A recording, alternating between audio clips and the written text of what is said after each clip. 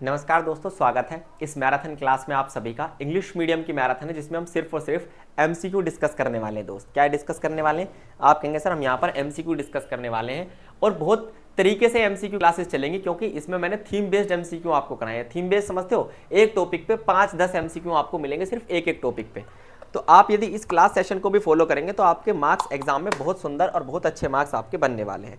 चलिए कहानी को बिना देर किए करते हैं स्टार्ट। एक एक सवाल से, हर सवाल को हम चश्मे पे क्या हो गया, हर सवाल को हम कम से कम 2 से 3 बार समझने की दोस्त कोशिश करेंगे। क्लियर? यहाँ तक बात समझ में आई या नहीं आई? आप कहेंगे बिल्कुल सर यहाँ तक हमें बात अच्छे से समझ में आ गई है। क्लियर? चलिए पहला सवाल आपके सामने खोला जाए। आप कहेंगे बिल्कुल सर। देखिए बहुत ध्यान से, ध्यान से समझना। आंसर आपके सामने है लेकिन इसका मतलब ये नहीं है कि आप आंसर पे ही फोकस करेंगे, सिर्फ बाकी ऑप्शंस पर, लॉजिक पे फोकस नहीं करें, क्योंकि लॉजिक सीखेंगे जब भी तो सही कर पाएंगे। आंसर्स रटने से कोई फायदा नहीं होगा क्योंकि एमसीक्यू 50 आने हैं, है ना, और वो कोई से भी हो सकते हैं दोस्त। वो 50 एमसीक्यू कहीं से भी आ सकते हैं, कोई से भी हो सकते हैं। तो ध्यान से समझिए, what does the term sustainable development primary refer to, यानी कि मीनिंग क्या है? सस्टेनेबल डेवलपमेंट का मीनिंग क्या होता है? What is the meaning of sustainable development? Development का मीनिंग क्या होता है? तो मैंने आपसे कितनी बार कहा है, सस्टेनेबल डेवलपमेंट मतलब एक ऐसे प्रकार का विकास जिसमें जो वर्तमान पीढ़ी है इसकी आवश्यकताएं भी पूरी हो जाए और आने वाली पीढ़ी की आवश्यकताएं भी क्या हो जाए, पूरी हो जाए, है ना। तो economic growth at the expense of the environment, मतलब एनवायरमेंट को पूरी तरीके से क्षति पहुंचा दें। हम एनवायरमेंट को क्या करें, पूरी तरीके से क्षति पहुंचा दें, लेकिन किस पे फोकस करें? सिर्फ इकोनॉमिक ग्रोथ पर। ये तो हम कर ही रहे हैं आज के समय में सस्टेनेबल डेवलपमेंट, जबकि एक नई धारणा है। सस्टेनेबल डेवलपमेंट एक नई धारणा है, वो कहती है एनवायरमेंट को भी प्रोटेक्ट करना है, ग्रोथ भी करनी है।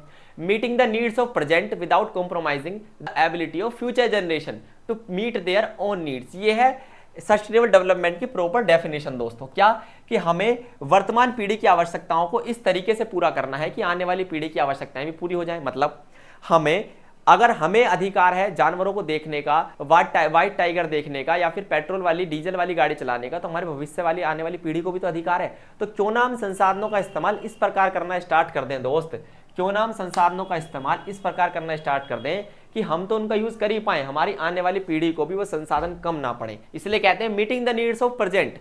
लोगों की, जो इस समय लोग जी रहे हैं उनकी भी नीड्स पूरी होती रहे, लेकिन हमें आने वाली पीढ़ी के साथ भी समझौता ना करना पड़े। क्लियर दोस्त? तो इसलिए second option is the perfect answer, क्योंकि ये प्रॉपर्ली डेफिनेशन है। अगर कोई मुझसे पूछे कि सर मुझे डेफिनेशन बता दीजिए किसी डेफिनेशन सस्टेनेबल डेवलपमेंट की, तो ये वो डेफिनेशन है दोस्त जो कि किसके द्वारा दी गई थी? ये दी गई थी आपका जो बर्टलैंड कमीशन था। आपने सुना होगा बर्टलैंड कमीशन के बारे में, है ना। बर्टलैंड कमीशन ने क्या की थी? ये डेफिनेशन सबसे पहले सस्टेनेबल डेवलपमेंट की दी थी।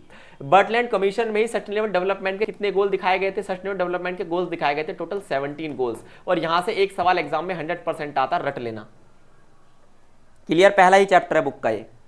आगे चलें, चलिए नेक्स्ट क्वेश्चन की तरफ चलते हैं, एमसीक्यू को समझेंगे। Which one of the following is not a pillar of sustainable development? आप बताइए सस्टेनेबल डेवलपमेंट का एक पिलर कौन सा नहीं है? नहीं पे फोकस कीजिए। पिलर मतलब जिस पे सस्टेनेबल डेवलपमेंट टिका हुआ है। मान लीजिए मैं आपसे कहता हूं ये सस्टेनेबल डेवलपमेंट नामक परत है, ये कुछ पिलर्स पे क्या हुई है दोस्तों? टिकी हुई है। तो ऐसा कौन सा पिलर है जो इनमें से टिका हुआ नहीं है, जिस पर सस्टेनेबल डेवलपमेंट नहीं टिका हुआ?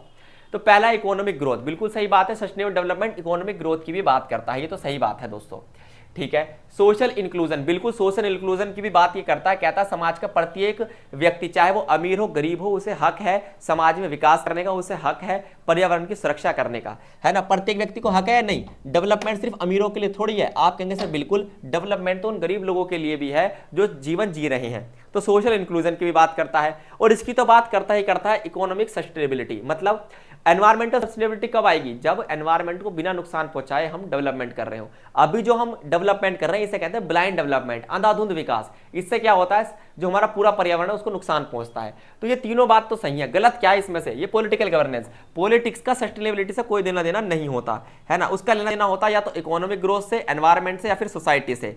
लेकिन कहीं भी पॉलिटिकल स्ट्रक्चर से इसका कोई भी लेना देना नहीं होता। तो यही इसका सही आंसर हो जाएगा दोस्त। क्या आपको यह सवाल समझ में आया? बिल्कुल। आप यदि ऐसी ही और क्लासेस बिल्कुल कॉन्सेप्ट बेस्ड चाहते हैं तो आप हमारी एप्लीकेशन पे आ सकते हैं। डिस्क्रिप्शन में उसका लिंक आपको मिल जाएगा, एजू चक्र एप्लीकेशन, जिस एप्लीकेशन में आपको ढेर सारे कोर्सेज बिल्कुल रेयर प्राइस पर 149 के प्राइस पर मिल जाएंगे। इतने का तो आज के समय में जियो का रिचार्ज भी नहीं होता दोस्त। इतने कम प्राइस में हम आपको पूरा कोर्स करा के देते हैं, आप पढ़ के पास हो तो ज्यादा बेहतर है दोस्त। तो ऐसे ही इसमें तो सिर्फ एमसीक्यू कराते हैं हम यूट्यूब पे, वहां पर आपको पूरा कोर्स पढ़ाया जाएगा। चलिए नेक्स्ट देखिए, विच ग्लोबल एग्रीमेंट, कौन सा ग्लोबल एग्रीमेंट ऐसा है जिसने फोकस किया था क्लाइमेट चेंज को as a part of sustainable development.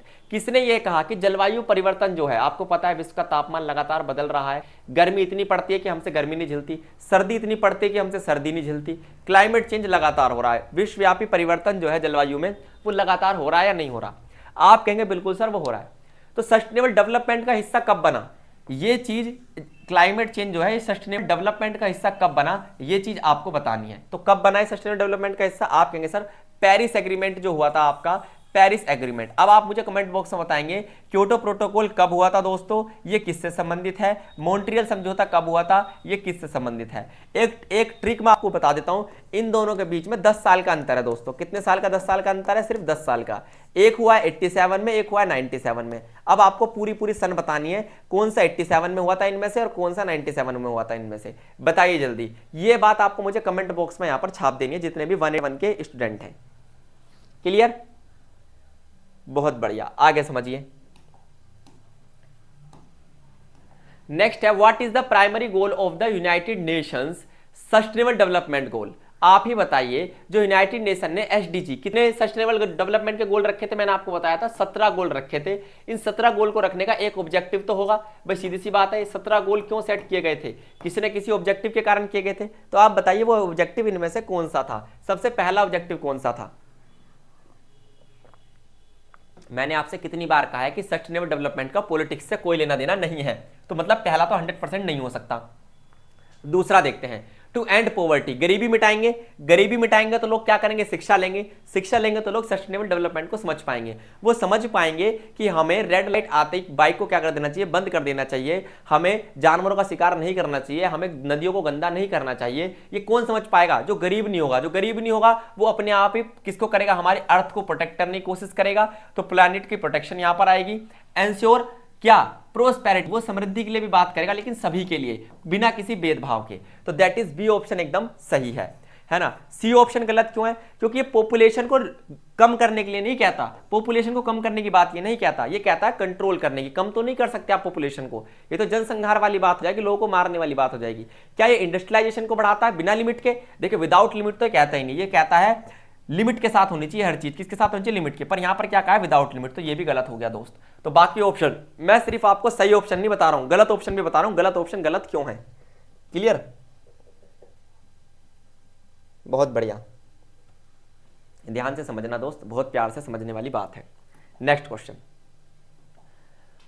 Which one of the following best describes the triple bottom line in sustainable development. आप बताइए ट्रिपल बॉटम लाइन क्या है। मतलब मैंने अभी आपको बताया था कि जो सस्टेनेबल डेवलपमेंट है कई स्तंभों पर टिका हुआ है, लेकिन उनमें से एक भी स्तंभ क्या पॉलिटिकल है, आप कहेंगे बिल्कुल भी नहीं सर। तो वो 3 स्तंभ कौन कौन से हैं जिनकी हम बात करते हैं, मैंने आपको बताया है वो 3 स्तंभ हमेशा होते हैं। कौन से, वो होते हैं सोसाइटी, एनवायरमेंट और इकोनॉमिक ग्रोथ। वो क्या होते हैं, EES, या फिर आप कह सकते हैं सी। सी मतलब क्या होता है, देखना। सी मतलब क्या होता है, देखना। एस का मतलब सोशल, एस का मतलब क्या यहां पर, सोशल। ई का मतलब क्या यहां पर, एनवायरमेंट। ठीक दोस्त, और दूसरे ई का क्या मतलब है, तो आप कहेंगे सर दूसरे ई का मतलब है economic growth. Environment, economic growth भी होती रहे, एनवायरमेंट भी सही रहे, और सोसाइटी के प्रत्येक व्यक्ति को, चाहे वो पुअर हो चाहे वो रिच हो दोस्त, चाहे वो पुअर हो चाहे वो रिच हो, दोनों की ग्रोथ होती रहे, यही कहलाता है आपका क्या दोस्तों, सोशल, एनवायरमेंट और इकोनॉमिक ग्रोथ। क्लियर, तो जहां पर ये तीनों ऑप्शन आपको दिखाई देंगे वही सही आंसर है, इकोनॉमिक ग्रोथ, सोशल एनवायरमेंट और एनवायरमेंटल कंसिडरेशन। ये तीनों मुझे दिखाई देगी, ऑप्शन सी ही इसका सही आंसर होने वाला है। क्या आपको वास्तव में समझ में आ रहा है, तो आप हमारे चैनल से जरूर जुड़िए, है ना। हमारा व्हाट्सएप चैनल, इंस्टाग्राम चैनल, प्रत्येक चैनल आपको मिल जाएगा, वहां पर हम इनसे रिलेटेड सारी इंफॉर्मेशन अप टू डेट देते रहते हैं।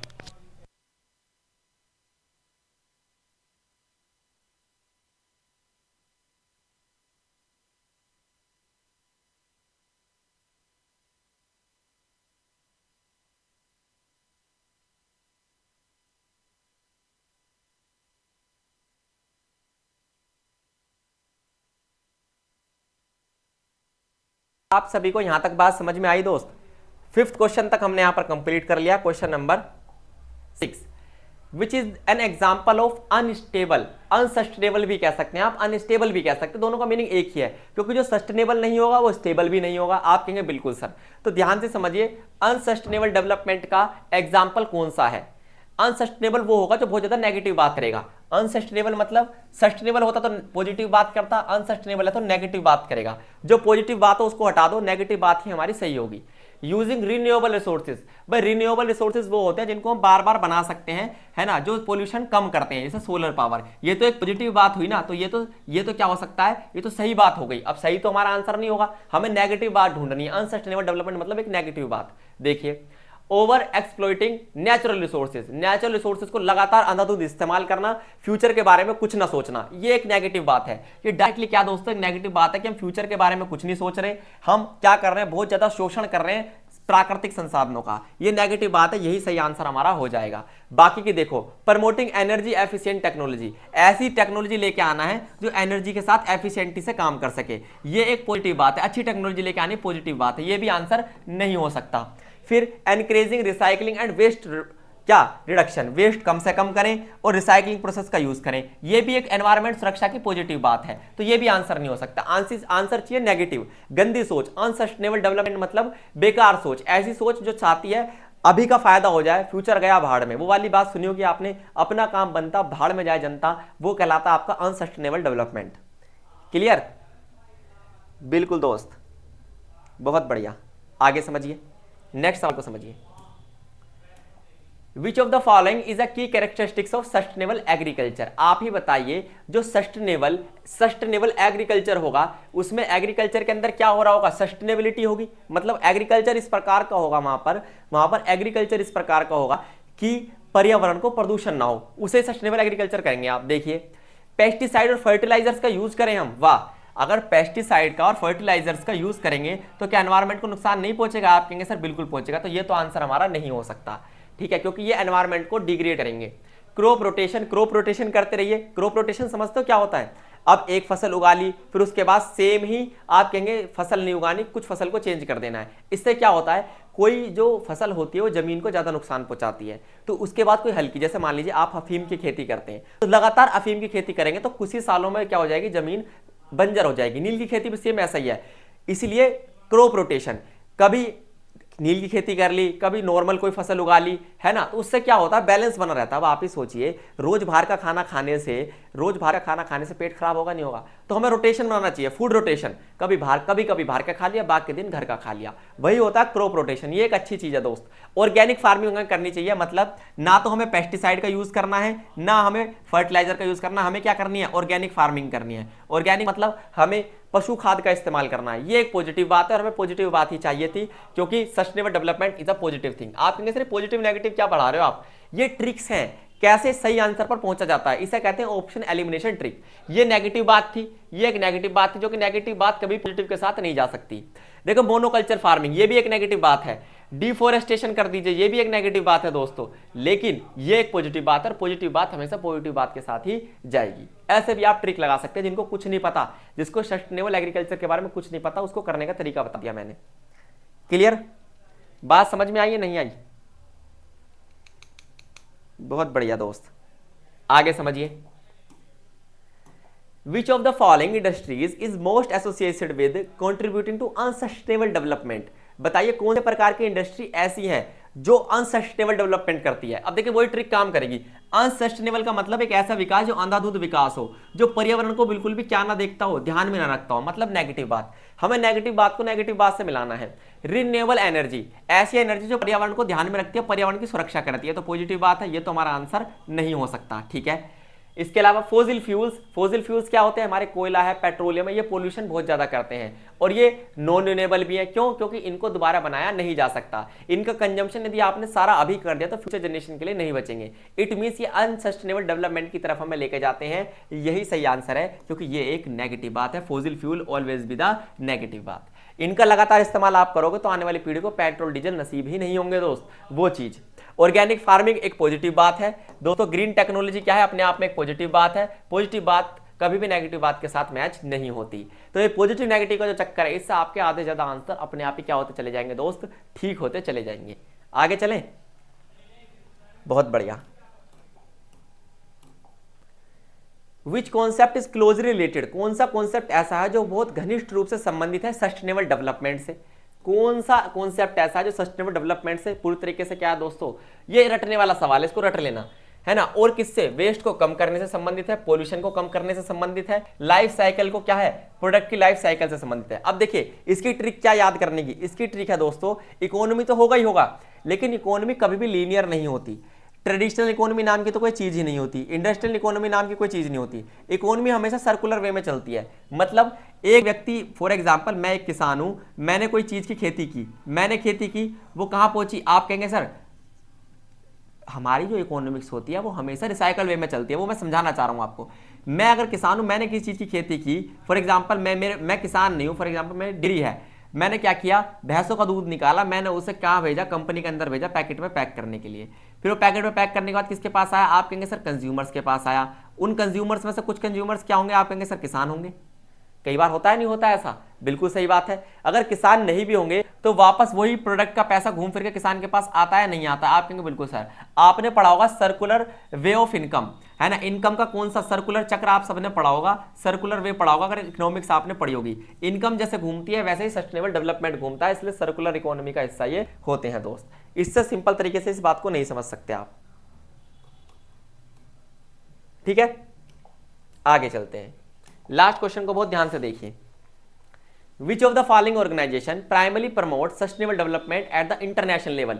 एक ऐसी ऑर्गेनाइजेशन का नाम आपको बताना है दोस्त, ऐसी ऑर्गेनाइजेशन का नाम बताना है जो सस्टेनेबल डेवलपमेंट को इंटरनेशनल लेवल पर लेकर जाती है। सस्टेनेबल डेवलपमेंट को, किसको, सस्टेनेबल डेवलपमेंट को कौन लेकर जाती है, आपकी यूनाइटेड नेशन। हालांकि इसका पूरा नाम नहीं है, इसका पूरा नाम है यूनाइटेड नेशन ऑर्गेनाइजेशन। इसकी कुछ एजेंसियां हैं जो किसके लिए काम करती हैं, पर्यावरण के लिए काम करती हैं, उनके नाम जरूर लिख लीजिए। एक है UNDP, United Nation Development Programme, एक है United Nation environmental programme. UNDP, UNEP दो ऐसी संस्थाएं हैं दोस्तों जो किसके लिए काम करती हैं, पर्यावरण के लिए काम करती है। एक काम करती है विकास के लिए, डेवलपमेंट के लिए काम करती है, एक काम करती है डेवलपमेंट के लिए, एक काम करती है दोस्तों एनवायरमेंट के लिए, है ना दोस्त। तो ये है हमारी इंटरनेशनल लेवल पर ऑर्गेनाइजेशन। टोटल सदस्य कितने यूएनओ में, 193 सदस्य हैं, ये भी बात आप नोट करेंगे। वर्ल्ड बैंक का काम है डेवलपिंग कंट्रीज के लिए क्या करना, सहायता प्रदान करना। ये डेवलपिंग कंट्रीज के लिए काम करते हैं दोस्तों। डेवलपिंग जो कंट्रीज होती हैं या फिर अनडेवलप्ड कंट्री होती है उसमें एग्रीकल्चर को बढ़ाने में, किसको, एग्रीकल्चर को बढ़ाने में और डेवलपमेंट को बढ़ाने में मदद करती है। इंटरनेशनल मॉनेटरी फंड जो है इसका काम है दोस्तों क्या देना, आप कहेंगे लोन देना या फिर लोगों को चैरिटी करना, लोगों को अनुदान देना, इतना सा इसका काम होता है आईएमएफ का। इसके अलावा दुनिया का जो विश्व व्यवस्था होती है, जीपीएस सिस्टम होता है, ग्लोबल फाइनेंशियल सिस्टम, जीएफएस जो होता है अंतरराष्ट्रीय वित्त व्यवस्था, उसको भी देखता है। नॉर्थ अटलांटिक ट्रीटी ऑर्गेनाइजेशन, ये तो आपको डायरेक्टली पता होगा, जिसने आपका कोल्ड वार पढ़ा होगा, शीत युद्ध पढ़ा होगा, उसको पता होगा ये चीज कि ये जो है ये कोल्ड वार के समय संगठन बनाया था किसने, अमेरिका ने 1949 में एक संगठन बनाया था। इसका काम तो सिर्फ और सिर्फ युद्ध लड़ना था और कुछ नहीं। क्लियर। चलिए दोस्त, बाकी करेंगे नेक्स्ट क्लास में। 10 बहुत महत्वपूर्ण क्वेश्चन मैंने आपको सस्टेनेबल डेवलपमेंट के कराए, इससे बाहर सस्टेनेबल डेवलपमेंट का क्वेश्चन कभी भी डेफिनेशन से नहीं बनता। चलिए दोस्त, आज के लिए केवल इतना ही। थैंक यू, धन्यवाद, नमस्कार।